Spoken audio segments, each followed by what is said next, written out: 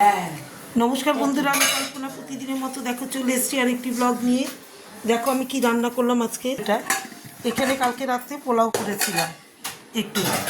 সেই পোলাওটা রয়ে গেছে বাবু কিচ্ছু খেয়ে যায়নি এবার ভাত একটুখানি ভাত করেছি দেখো রান্না একটুখানি ভাতে হয়ে যাবে এটার মধ্যে দেখো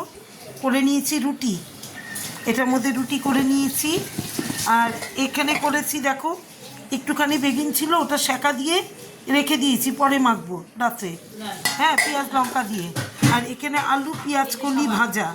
আলু দিয়ে পেঁয়াজ কলি দিয়ে ভাজা করেছি আর এখানে ডিম কষা একবারে শুকনো শুকনো করে ডিমের কষা এই দেখো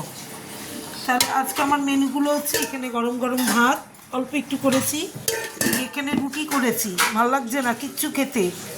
তাই রুটিটা করে নিয়েছি আগে থেকে রুটি আর এখানে হচ্ছে আলু পেঁয়াজ কলি ভাজা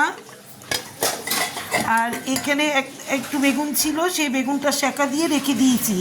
কড়াইয়ের মধ্যে সেকা দিয়ে রেখে দিয়েছি বেগুন রাত্রে মাখবো আর এখানে হচ্ছে ডিম কষা এখানে ডিম কষা আর এখানে কালকে রাতে একটু পোলাও করেছিলাম সেই পোলাওটা ব্যাস আজকে আমার মেনুগুলো হচ্ছে কী করবো বলো শীতে খেতে ইচ্ছা করে না রান্না করি ঠিকই কিন্তু একটুও খেতে ভালো লাগে না খেতে বসলে শরীর কাঁপতে থাকে খাবো কী করে তাহলে শরীর যদি কাঁপে কাঁপাকাঁপি হলে কি আর খাওয়া যায় তখন খাওয়া যায় না তাহলে শুভ দুপুর সবাই ভালো থেকো সুস্থ থেকো টাটা।